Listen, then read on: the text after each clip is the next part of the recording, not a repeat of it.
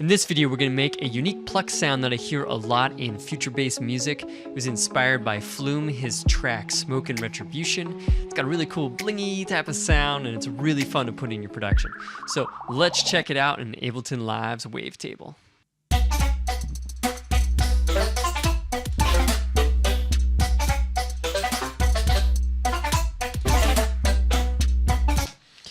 Yeah, it's a really fun type of sound. I really like kind of the unique, almost like analog retro hardware sound that you get out of this.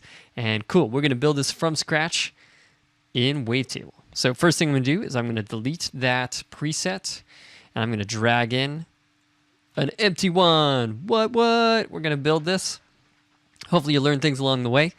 And I'm going to go into full view just because it'll be a lot easier in making this particular preset. So to do that, all you have is this little triangle there. Shrink it, grow it. All right, so what I like to start off with is the oscillators, getting those sounding good, and then usually coming into modulators, and then the matrix, and making it sound really good. Right? Well, first of all, we're going to go into vintage for an old school sound. We're going to go with the JX10 sync. There we go. I'm going to bring it down around here. Great. That sounds kind of retro, square wavy to start, but we're going to build off of it. With Oscillator 2, I'm going to throw in noise and go to bitter. There's nothing better than bitter noise. Great. It's a good start, but it doesn't have a lot of character. That's where these modulators come in. First thing I'm going to play with is the amp. I'm going to bring this down because basically I want kind of a pluck noise. I'm going to map this to different things, but I can move these little guys here, little circles. Let's extend that out to get different shapes. And I find if you have a sound, right, if it just like spikes up and down and you can really hear these like robotic, almost corners, not that great. I think adding some shape and some movement really brings it to life. That's why if we add LFOs and all these different effects, it begins to move it in ways that a human can't program easily by hand, but by setting different modulators can get that unique sound. So I want it to pluck.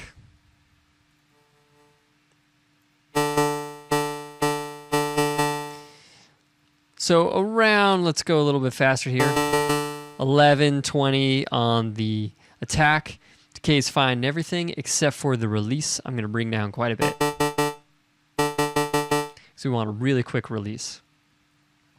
Then we're going to go into envelope 2. Now, as I change envelope 2, I'm not going to hear much until I map it. But basically, I want to make this kind of unique shape here. You can always pause the video and look at the exact things that all this, or take a screenshot, you know, and remake it.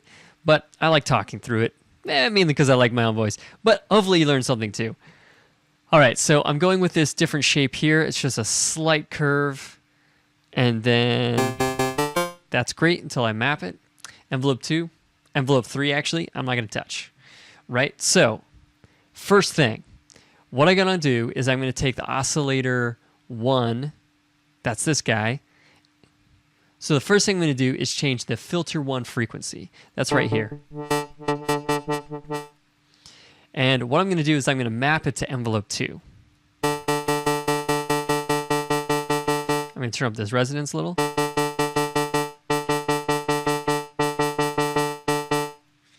So this is with it off, on.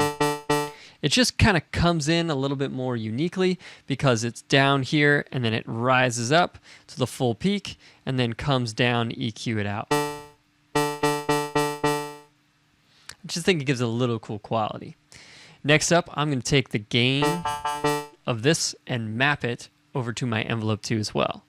So all I have to do is touch the parameter, shows up in the matrix. I'm going to go negative, bam. So it just gives it, again, that shape in an interesting way. And I'm only going to do one more thing in this matrix, and that is my LFO 2. So if I map that to my position over here of oscillator 2, let's put that on LFO2, turn that up. What it's doing is every time I hit this, it's moving it up and down, up and down. That's not quite the effect I'm going for, but it gets us started. What I want is I'm going to bring this rate, bring it down a whole bunch so it's barely changing. Then I'm going to change the shape of this, not square or sine, but I'm going to go with the last one, random. Now, let me bring this. Random is moving all over the place, right? Well, you know, they can't show you exactly what's happening on this line right here because it's all moving all the time. This is just trying to show you, like, in what increments is it giving the next random parameter. But if we put it way low, we get this straight line. But remember, this isn't just a random, always at the same place, but that line is actually moving up and down all the time. It just happens to stay at that setting for a really long time. Point being, if I hit this, see how it's jumping around? I think it gives it a really cool, unique quality and movement that I couldn't really write by hand otherwise. Great. Now there's one last thing, which I almost end on if you've watched a few of my videos and presets on here, and that is the Unison, because I think once you build it, the Unison can add just a little bit more thickness and sound to it. So I'm going to go with noise and put this up around, I'm just going to type in 60. So Unison, real quick, what it does is it takes the sound. We've got these two oscillators, right? And it doubles, triples, whatever that particular sound. So we have the original in the middle, and then picture like having 2 or 4 or whatever on the sides, usually at a slightly lower volume, and also being detuned somehow, or some type of effect happening in there so that they sound a little bit separate.